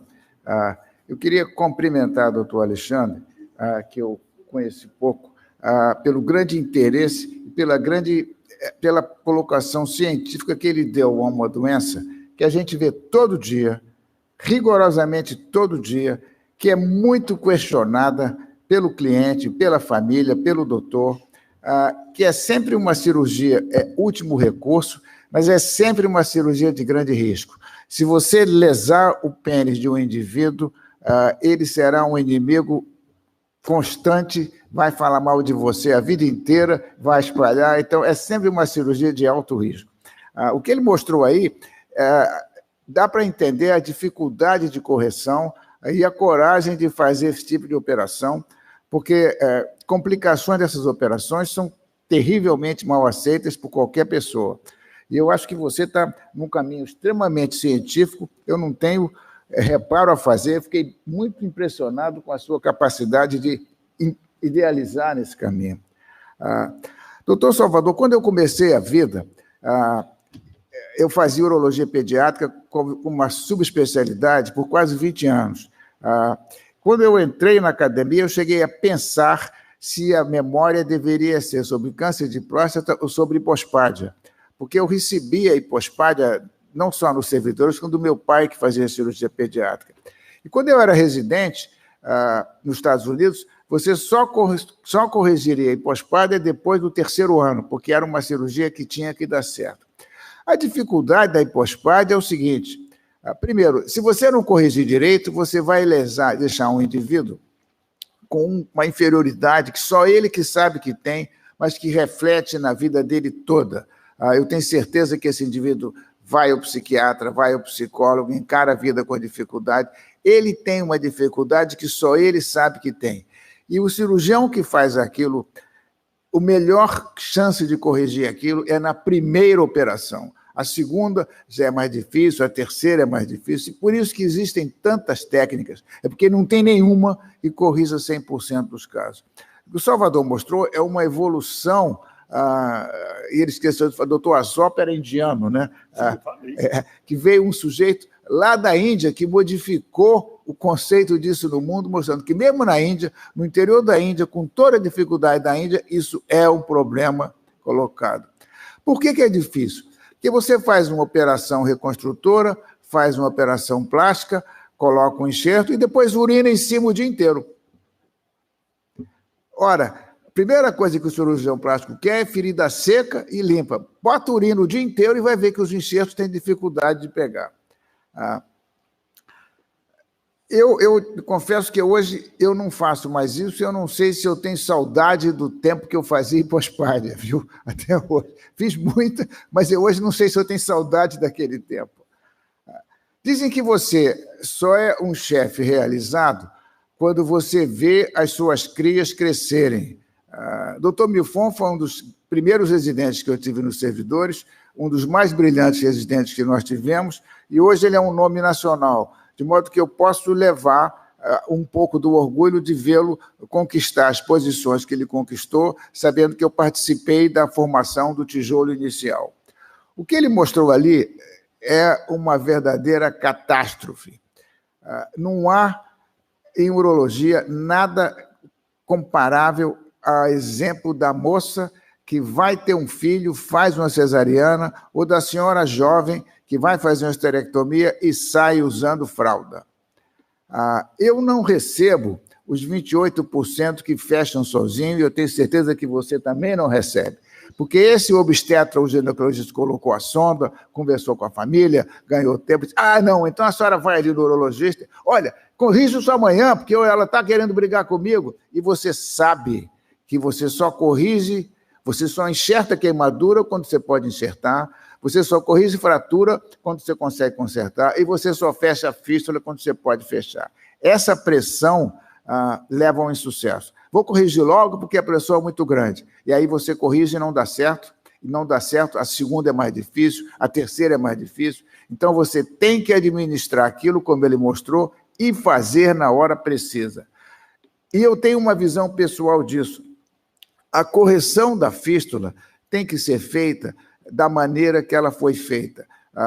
Cirurgia laparoscópica, correção laparoscópica, grande cirurgia aberta, cirurgia vaginal sempre que possível, mas é preciso que você pense, a melhor maneira de eu curar esse doente é fazer a operação desta maneira. Resistir a qualquer outra tentação, porque senão você prolonga aquela catástrofe e gera ambientes hoje extremamente complexos do ponto de vista médico-legal. Eu acho que uma das vantagens que a urologia brasileira tem é que o Francisco Sampaio nasceu no Brasil, porque se ele nascesse fora, a gente não teria acesso a essa capacidade que ele tem. Eu não consigo comentar o que ele colocou, porque isso é um pouco acima do que todos nós entendemos. Eu entendi que a pesquisa tem que aparecer no resultado. E eu só posso contar um caso.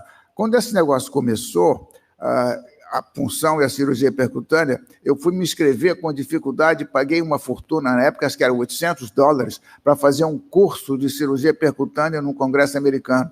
E aí sentei na primeira fila e o sujeito disse, o senhor é do Brasil? O senhor conhece o doutor Sampaio? Conheço. Ele destruiu meu trabalho, ele acabou com o meu trabalho. Não é possível que ele tenha tanta experiência com esse negócio, com tanto cadáver. Ele tinha 6 casos muito bem estudados, só que tinha 3 anomalias congênitas, por acaso.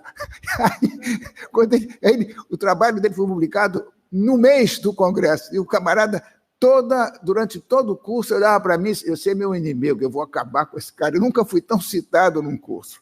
Eu agradeço muito aos expositores, eu aprendi muito aqui, e eu passo a palavra ao nosso presidente em exercício para convidar para o chá.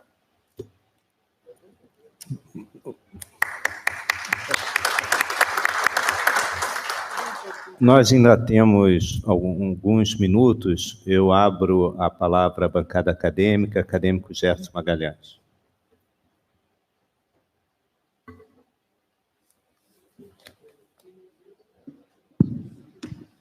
Senhor presidente em exercício, Antônio Nath, componentes da mesa, eu queria fazer um ligeiro acréscimo. É o seguinte, uma droga que nós utilizamos muito em neurologia, que é o ácido valproico, que é utilizado no tratamento de epilepsia, algumas vezes em cefaleia. 75% das mulheres que tomam ácido valproico fazem cisto de ovário.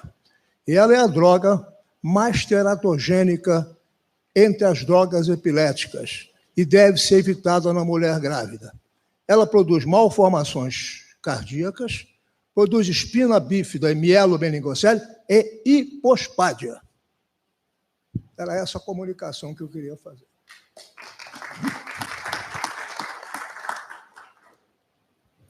Mais algum acadêmico deseja fazer uso da palavra?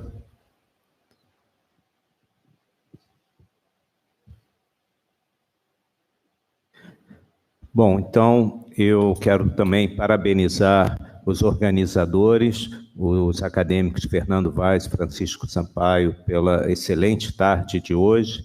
Nós continuaremos com o simpósio de cirurgia reconstrutora urogenital após as 18 horas e quero convidar a todos para o lanche acadêmico. Obrigado.